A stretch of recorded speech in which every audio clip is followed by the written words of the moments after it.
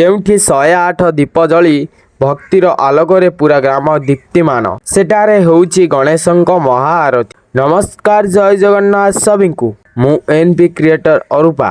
ଆଜି ଆପଣମାନଙ୍କୁ ଦେଖାଯାଉଛି ଆମ ଗାଁ ମହୁଲପଲ୍ଲୀର ଶ୍ରୀ ଗଣେଶଙ୍କ ମହାଆରତୀ। ଦେଖନ୍ତୁ, ଶ୍ରଦ୍ଧାରେ ଭକ୍ତମାନେ ଏକାଠି ହୋଇ 108 ଦୀପ ଜଳାଇ ଗଣେଶଙ୍କ ବନ୍ଦନା କରୁଛନ୍ତି।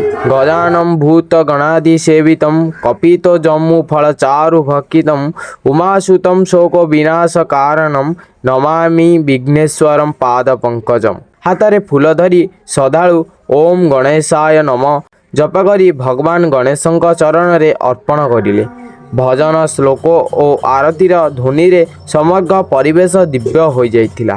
ଆରତୀ ପରେ ପ୍ରସାଦ, ଚୁଡ଼ା ଘଂସା ଭକ୍ତମାନଙ୍କୁ ବଣ୍ଟନ କରାଯାଉଛି। ଭକ୍ତି ସହ ଭୋଗ ଏଇଠାରୁ ମିଳେ। ଆନନ୍ଦ ଓ ପରିପୂର୍ଣ୍ଣତା। ଆମ ମହୁଲପଲ୍ଲୀ ଗଣେଶଙ୍କ ମହାଆରତୀର ଏହି ଦୃଶ୍ୟ ଆପଣମାନଙ୍କୁ ଭଲ ଲାଗିଥିଲେ ନିଶ୍ଚୟ କମେଣ୍ଟ ଜଣାନ୍ତୁ। ଏମିତି ସବୁ ଭିଡ଼ିଓ ଦେଖିବାକୁ ହେଲେ ଆମ ଚ୍ୟାନେଲକୁ ସବସ୍କ୍ରାଇବ୍ କରନ୍ତୁ।